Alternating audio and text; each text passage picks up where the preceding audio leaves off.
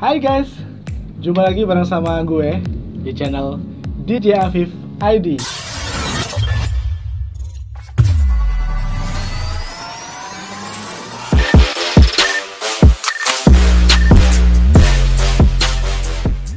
Oke guys, di video kali ini aku masih akan bahas soal yang namanya public speaking. Nah, kalau menurut kamu itu suatu bakat atau suatu hal yang bisa kamu latih? Nah, gimana nih menurut kamu? Komen di bawah ya, biar kita bisa diskusi bareng. Tapi untuk selengkapnya, simak video ini sampai tuntas dan jangan di skip.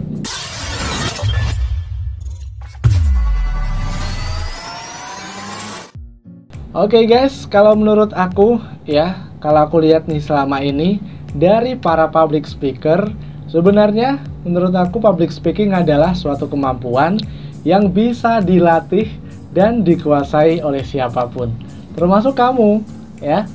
Jadi sebelum kita ngomongin dan juga mempelajari teknik public speaking seperti artikulasi, intonasi, ekspresi, pernafasan, sampai dengan persiapan materi, sebenarnya ada satu hal yang harus dan itu perlu kamu taklukkan. Apa itu? Yaitu kepercayaan diri. Yaps, betul banget.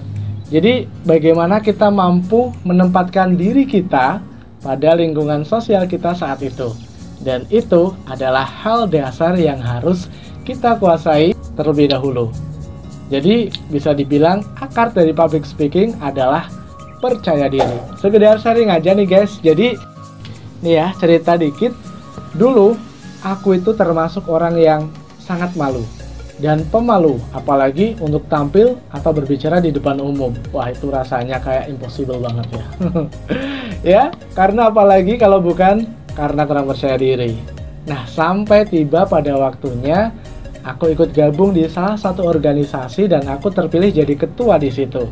Otomatis dong, sebagai ketua dituntut harus bisa sambutan atau lebih tepatnya lebih bisa ngomong di depan orang, ya kan? Ya walaupun awal-awal itu harus dipaksain sih ya, agar bisa ngomong di depan publik, tapi ya akhirnya ternyata aku bisa juga untuk ngomong di depan orang banyak. Jadi awalnya waktu itu untuk memberikan sambutan dalam sebuah acara. Nah, selain itu karena aku juga seneng banget ya kalau lihat orang presentasi di depan atau melihat narasumber atau sambutan. Intinya seneng banget ketika melihat seseorang itu berbicara di depan umum dan rasanya pengen banget jadi kayak gitu. Dan di situ aku mulai sadar dan memulai tekad untuk aku harus bisa berbicara di depan publik. Apalagi aku ingin banget ya menjadi seorang penyiar radio. Dulunya waktu masih kecil ya. Dan alhamdulillah bisa kesampaian sekarang. Intinya pada saat itu aku mulai berusaha keras bagaimana caranya aku yang paling utama meningkatkan rasa percaya diri aku dulu, khususnya untuk tampil di depan umum. Dan aku benar-benar yakin bahwa aku bisa. Dan itu ternyata sangat ampuh loh guys ya. Aku menjadi lebih percaya diri, tidak takut untuk tampil di depan umum, dan yang pasti kemampuan public speaking aku sedikit demi sedikit mulai meningkat.